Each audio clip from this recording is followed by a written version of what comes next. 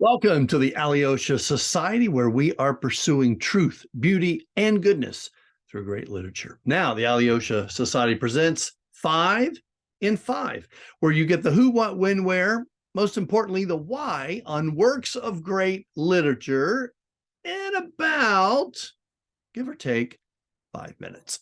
In this video, we're answering the question, why read David Copperfield? Let's get right to it. Background and summary. He was the most popular novelist in the 19th century, no doubt about it. Charles Dickens is known for a lot of things, but probably most of all for his wordy novels. Dickens has the unique ability to say in 5 pages what most people would take a full page and a half to say. But there's a reason for it. Novels in the 19th century were written in serial form.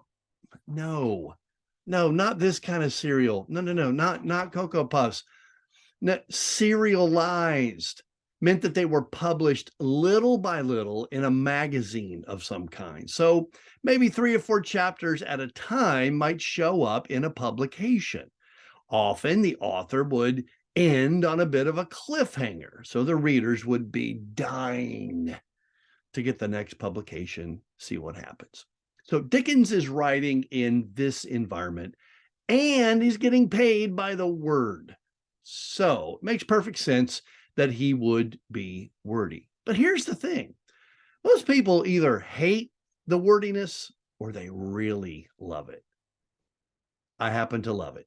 More on that later, though. Charles Dickens was born in 1812. He wrote about 16 novels. And David Copperfield comes right in the middle of the bunch, basically. Published, as I said earlier, in serial form in 1849 and 1850. Okay, now, why read David Copperfield?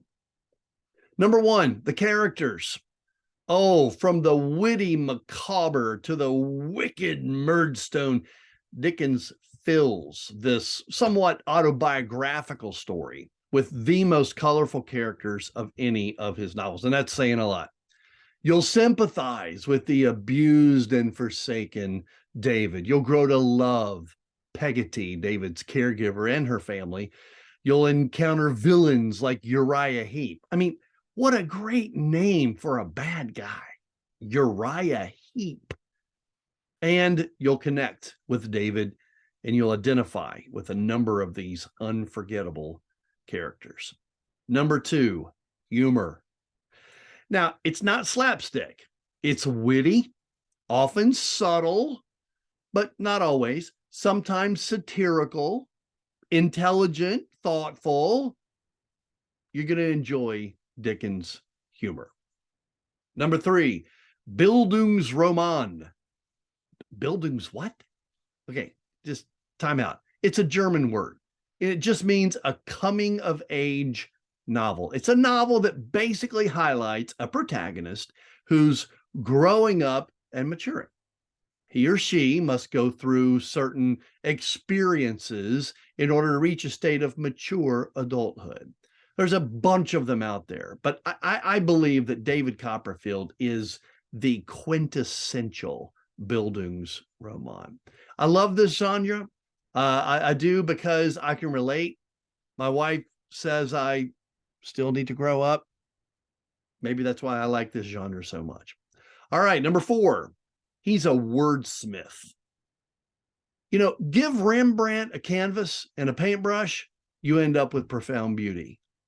Give Charles Dickens a pen and paper, and you end up with a glorious creation. Dickens wields the pen like a 3rd-degree black belt wields a bow staff, and it is truly a beautiful and enjoyable thing to behold. And finally, number 5, social commentary.